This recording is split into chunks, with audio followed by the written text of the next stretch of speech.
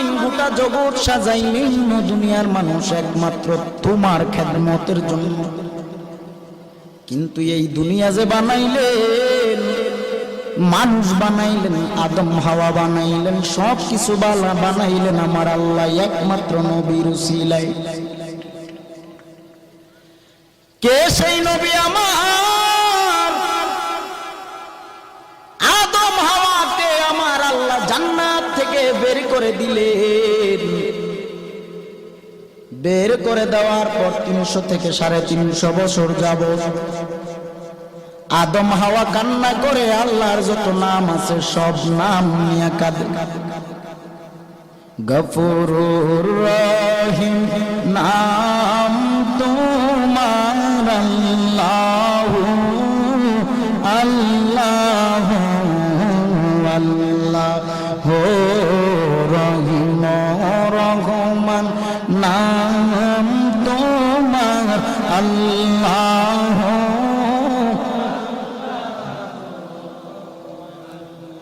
ও আল্লাহ, তোমার এমন কোন নাম নাই যেই নাম আমি আদম নবী তোমাকে ডাকি নেই। শেষ পর্যন্ত আদম নবী বলে, রে আল্লাহ, জান্নাতের পারে দেখেছিলাম আপনার নামের সাথে আরেকটা নাম, জানি না তিনি কে, তবে তিনি হলেন শেষ নবী রাহমাতুল লিল আলামিন। ও আল্লাহ, মুহাম্মাদুর রাসূলুল্লাহ সেই নামের খাতিরে তুমি ক্ষমা করে দাও। সুবহানাল্লাহ বলুন।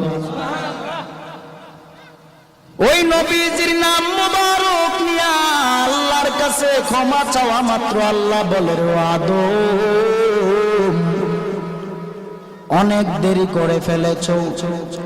জান্নাত থেকে যখন তোমাকে বের করে দেই তখনই যদি তুমি আমি আল্লাহর নামটা নিতা আর আমার বন্ধু নবীর নাম নিয়ে আমি আল্লাহর কাছে আরজি জানাইতা, এরে আদম 350 বছর কান্না করা লাগতো না।